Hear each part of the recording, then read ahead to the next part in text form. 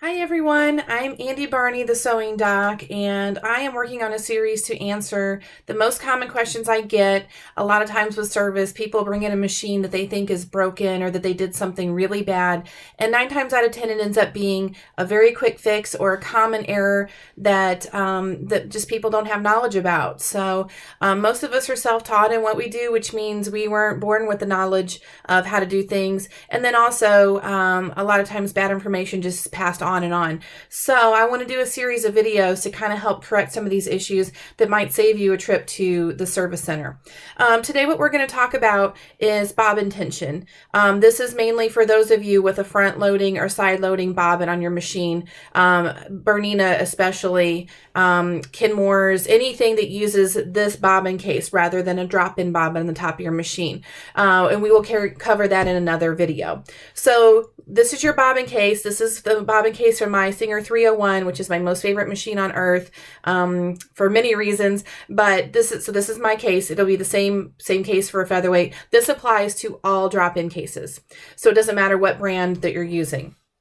What you're going to do is make sure your bobbin is loaded correctly with your thread.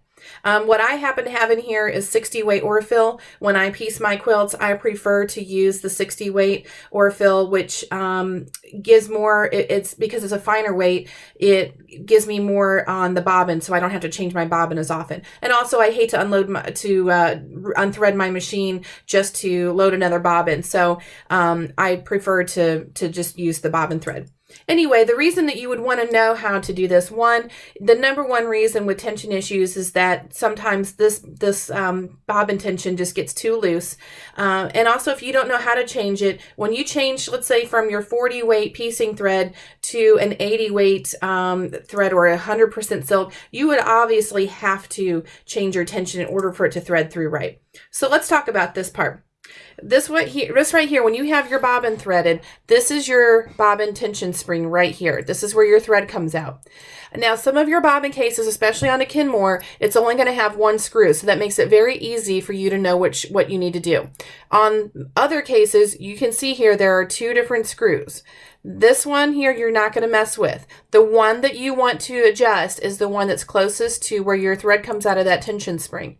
So what we're going to do is this is just a little jeweler's screwdriver. If you have a small screwdriver, you can see that this is a very small tip, and for comparison, it's a very small tip on this. It doesn't matter if you use one of these are just very easy to come by and they're very inexpensive. What you're going to do is you're going to hold your bobbin up by the tail of your thread, and it's going to sit there and dangle. What we want to do when you bounce it, you want it to drop down towards your hand. And you can see here the tension is much too tight because this is not moving at all.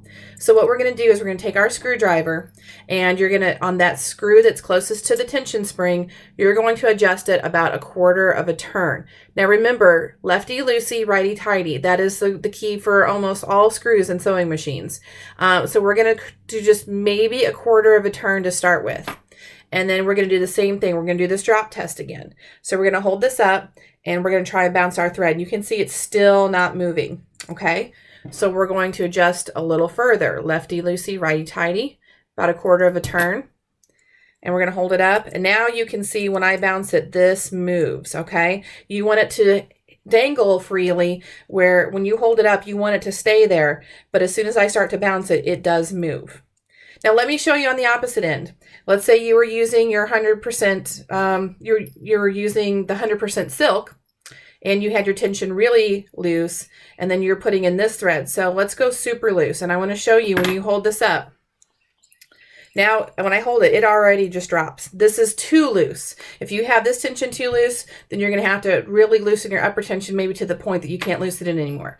If you have loops on the bottom of your fabric that are really large, try this before you panic and think that something's wrong with your machine. So now we're going to tighten this 1/4 of a turn. And when we hold this up, it still moves. See, as soon as I let go, it moves.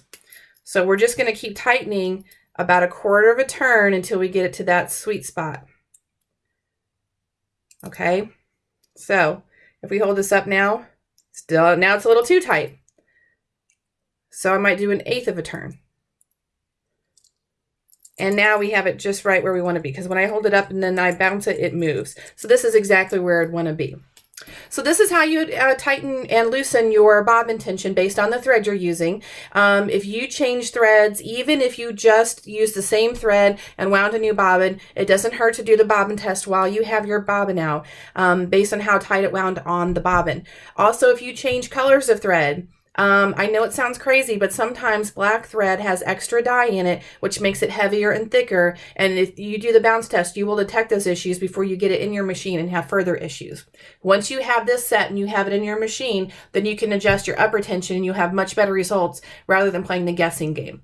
So in the link of the comments, I'm going to put a link to a nice diagram that will help explain tension upper and lower and how you should have it balanced. If you have any questions at all about this technique, or any questions about your tension, your upper tension, bobbin tension, please leave us a comment, send us an email at atlantanw@gmail.com, or contact us through our website, sewingdoc.com. Thank you very much.